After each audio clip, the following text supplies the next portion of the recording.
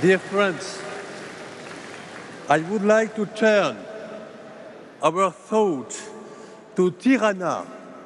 In other words, to my friends, we were in Ashraf. Your efforts, our commitment, and the United Nations support sheltered you.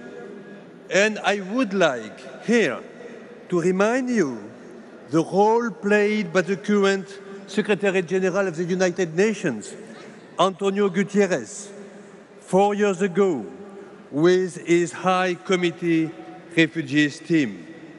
Yes, the situation in Iran is changing. Yes, the Iran situation is no longer in favor of extremists. Yes, the wind is rising in favor of people. Yes, people don't want factions in power. People want democracy, peace, without corruption. And allow me to continue in French.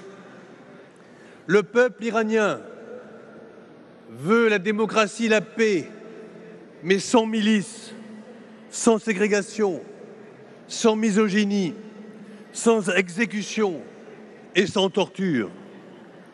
La France, par la voix de son président, a évoqué la détérioration de la situation des droits de l'homme.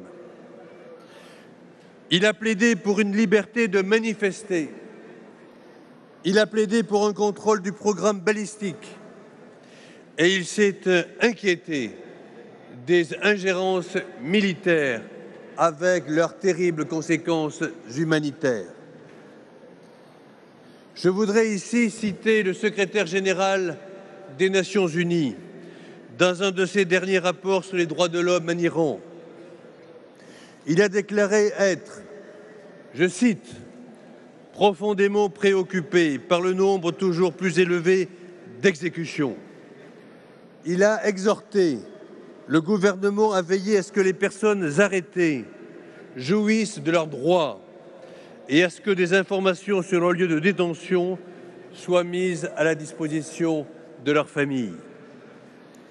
Je voudrais aussi ici citer le dernier rapport d'Amnesty International affirmant l'assassinat en prison de multiples personnes arrêtées dans les manifestations récentes. Oui, exigeons la protection des manifestants iraniens. Oui, exigeons la libération des prisonniers politiques. Oui, exigeons la fin des exécutions, la fin de la torture et encourageons ce vent de changement. Encourageons l'alternance. L'alternance, c'est vous, madame.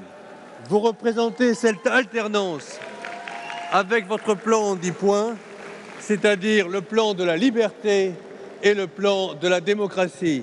Merci.